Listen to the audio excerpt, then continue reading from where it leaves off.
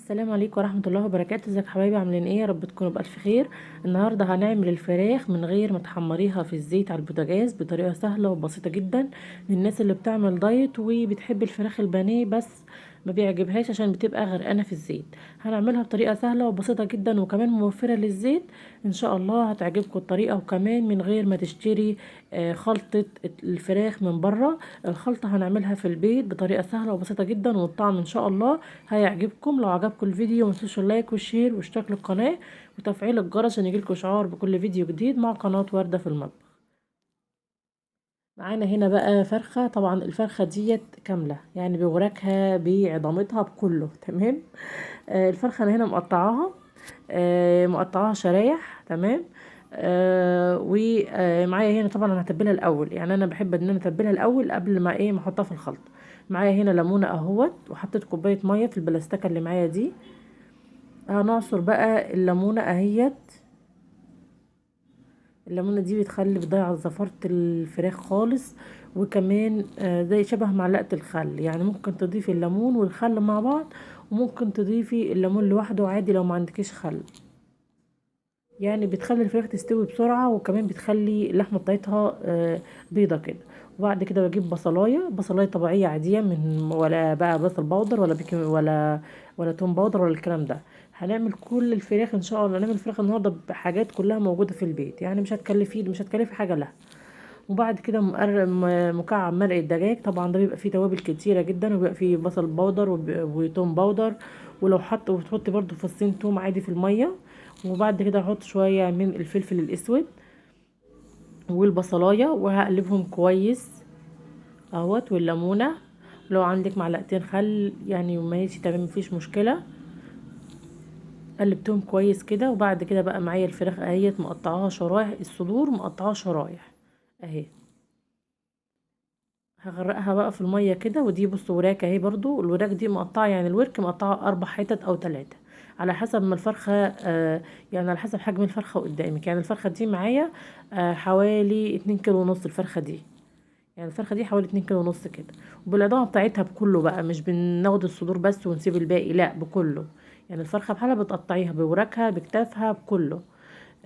دي بقى الصدور مقطعة شرايح، والوراك مقطعاها زي ما قلت لكم 3 4 حتت.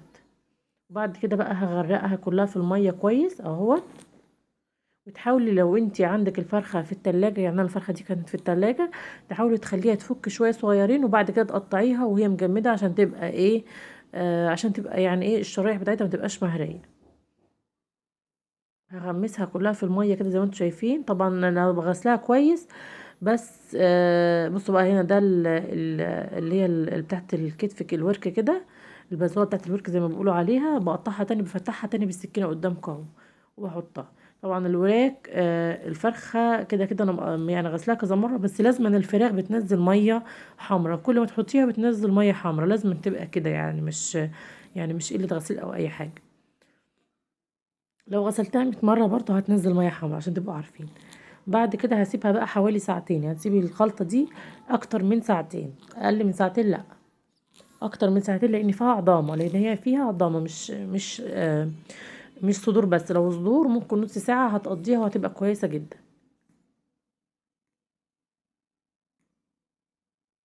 هنسيبها بقى هنا نص ساعة، هنغطيها ونسيبها اكتر من ساعتين زي ما قلت لكم. وبعد ساعتين هنرجع نعمل الخلطة بتاعتها مع بعض، الخلطة اللي هنحمر فيها الفراخ. لو وصلتوا بقى لحد هنا معايا في الفيديو ما تنسوش اللايك والشير واشتراك للقناه وتفعيل الجرس عشان يجيلكوا اشعار بكل فيديو جديد. طبعا ده التوم اللي انا قلت لكم عليه، بقشر اهوت فصين توم. معلش عشان معايا برد، بس انا كنت عامله صراحه الفرخه دي من فتره، بس يعني كل الفيديو يعني لسه يعتبر منزله لكم دلوقتي. فانا دلوقتي بقى معايا فصين من التوم اهمت، هقشرهم وهخرطهم بالسكينه وهحدفهم على الفراخ زي ما قلت لكم. ما عندكيش بودر توم باودر او بصل باودر عادي مفيش مشكله، غسلتهم بقى تحت الحنفيه كده زي ما انتم شايفين. وبعد كده يا اما تهرسيهم بالشوكه يا اما تخرطيهم بالسكينه عادي، هو بس احنا عايزين الريحه بتاعتهم مش اكتر. وطبعا زي ما بقول لكم في اي فيديوهاتي وفي كل فيديوهاتي، ما تنسوش لو انتوا عندكم اي استفسار او اي تعليق سيبوه لي في الكومنتات تحت وانا هرد عليكم. وبعد كده اهوت نزلته عليهم. ده بقى بفضل البصل البودر والثوم البودر. طبعا احنا بنخلي الريحة دي فيهم في التتبيلة. بعد كده بقى هنعمل الخلطة التانية مع بعض.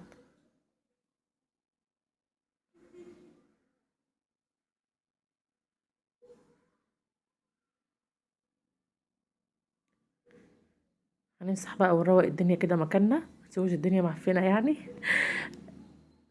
هنرجع بقى دلوقتي اهوت نعمل الايه التتبيلة. طبعا التتبيلة هنا بقى معايا كوبايتين من الدقيق، كوبايتين من الدقيق. معايا الكوبايتين الدقيق هحط عليهم بقى اهوت قدامكم معلقة من الفلفل الاسود اهوت. ده دقيق عادي يا جماعة بس منخول يعني لو في اي حاجات.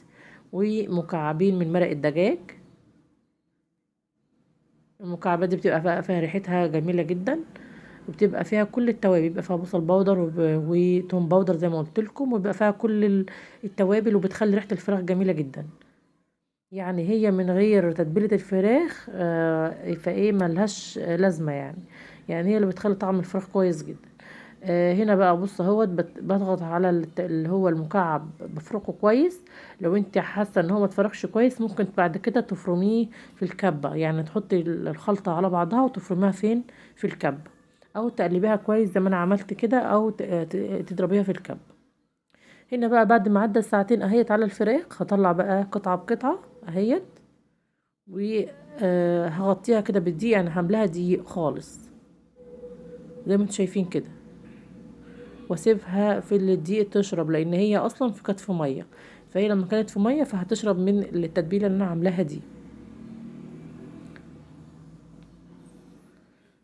وطبعا بقى بتطلعيها من التتبيله بتاعتها ولا بتغسليها ولا حاجه، لان انت عشان تبقى شاربه من التتبيله بتاعتها لو غسلتيها الطعم بتاعها هيروح. لان هي عليها بصل وتوم وزي ما قلت لكم، والخلطه اللي احنا حطيناها مع بعض دي احنا عايزين الطعم ده يفضل زي ما هو. اهي بفضل اعمل كده واحط جنبي عشان تشرب تاني من الدقيق، لان انا لو طلعتها هتبقى مش هتشرب كتير. يعني ايه بغمسها كده في الدقيق واركنها جنبي في الدقيق برضه. ولما اخلص هنفضها من الدقيق، يعني تنفضيها وانت رايحه كده تحطيها في في الصينيه. بس عبال انت ما تخلصي يعني الفرخه بحالها، فهي بحالها بتشرب ايه؟ تشرب من الدقيق. ودي طبعا طعمه جميل جدا، ولا تشتري بقى. صدقوني انا جربتها كذا مره وبتبقى جميله جدا. ولا تشتري بقى اي حاجة من بره، ولا خلطة فراخ من بره، ولا البانيه من بره، ولا اي حاجة. بصي كل حاجة من البيت، عاملين كل حاجة من البيت. ولو عندك اي توابل حابة تضيفيها على الدقيق دوت مفيش مشكلة، بيخلي طعمها جميل جدا. مش يعني ايه اي تتبيلة فوق اللي انا حطيته عادي مفيش مشكلة. ولو عندك بصل بودر او توم بودر وحابة تضيفيهم برضو في الدقيق عادي برضو مفيش مشكلة.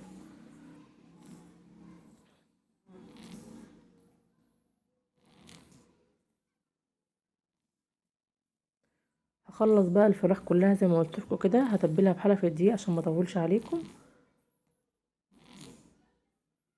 بصوا هنا بقى اهوت اللي انا عملته في الاول بنفضه زي ما قلت لكم، بحطه في الصينيه جنبي اهو، عشان اوسع بس مكان ان انا ايه احط غيره. لان زي ما قلت لكم هي فرخه بحالها، فرخه كامله.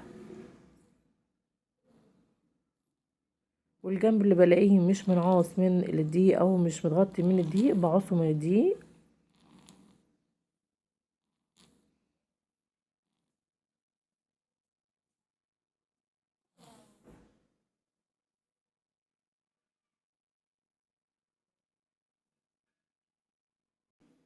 هنا بقى اهوت بخلص باقي الفرخه. وهنا بقى سرعت الفيديو شويه عشان ما اطولش عليكم.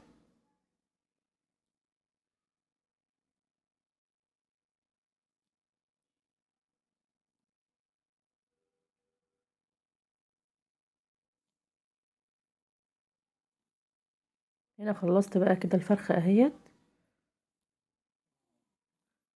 هسيب دول بقى في عشان حطيتهم في الاخر يعني ما لحقوش ان هم يشربوا من الدقيق.